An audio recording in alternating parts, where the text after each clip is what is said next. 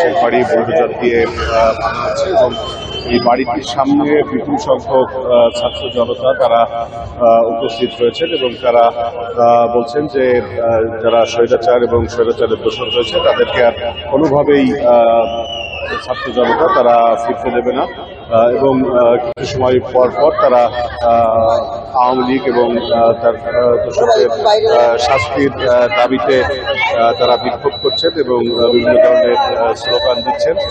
আর শেখবাড়ির সামনের যে সড়কটি শেরেবাংলা সড়ক এই সড়কটিতে বিক্ষোভের কারণে জনতার অবস্থানের কারণে এই সড়কটিতে যানবাহন চলাচল প্রায় বন্ধ হয়ে গেছে এবং বিভিন্ন শিক্ষা প্রতিষ্ঠানের যারা শিক্ষার্থী এবং বিভিন্ন জায়গা থেকে ছাত্র জনতা তারা এখানে অবস্থান করছেন এবং বিক্ষোভ করছেন।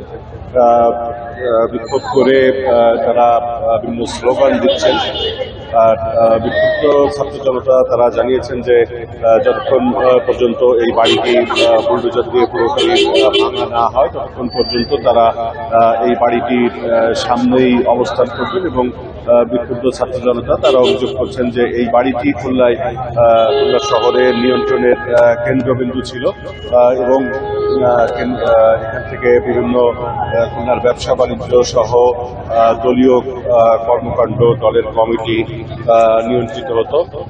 সেই সঙ্গে বিভিন্ন দপ্তরের নিয়োগ সহ অন্যান্য বিষয়গুলো এই বাড়ি থেকে নিয়ন্ত্রণ করা হতো বলে ছাত্র জনতা তারা অভিযোগ করেছেন এবং সে কারণে তারা তাদের এই ক্ষোভ গত 4 এবং 5 আগস্ট বিক্ষুব্ধ ছাত্র জনতা এখানে ভাঙচুর এবং অগ্নিসংযোগ করেছিল। বাড়িটিতে ইটের অবকাঠামো ছাড়া কিছুই অবশিষ্ট ছিল না।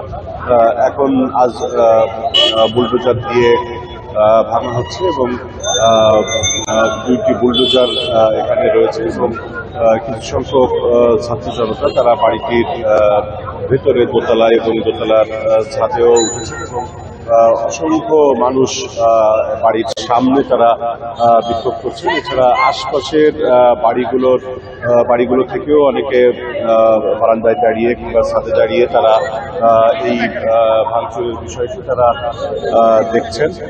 আর এছাড়া উৎসুক জনতা তারা অনেকে ফেসবুকে লাইভ করছেন, ইউটিউবে লাইভ করছেন। এছাড়া অনেকেই যারা উৎসুক জনতা রয়েছেন তারা ভিডিও করছেন এবং এই বাড়িটি ভাঙার কাজ চলছে রাত 9:30 থেকে এবং বাড়িটির বেশ কিছু অংশ এর মধ্যে ভাঙা হয়েছে। বিশেষ করে বাড়ির সামনের যে দেয়াল সেটি ভাঙা হয়েছে। এছাড়া বাড়ির নিচতলা এবং দোতলা ভাঙার কাজ চলছে। গত 4 ও 5 আগস্ট ভাঙচুর করার পর কিছুদিন পর কিছু কে বা তারা বাড়িটির যে প্রধান গেট খুলে নিয়ে গিয়েছিল সেখানে টিনের বেড়া দিয়ে দেওয়া হয়েছিল, কিন্তু কে বা তারা দিয়েছিল সেটি স্থানীয় লোকজন বলতে পারেন না।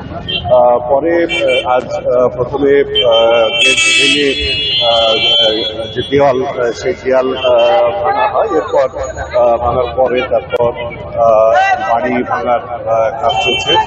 বিক্ষুব্ধ ছাত্র জনতা তারা বলছেন যে যতক্ষণ পর্যন্ত বাড়ি ভাঙার কাজ না হবে ততক্ষণ পর্যন্ত এই কার্যক্রম তারা এখানে দাঁড়িয়ে থেকে তদারকি করবে এবং কিছু সময় পরপর বিভিন্ন জায়গা থেকে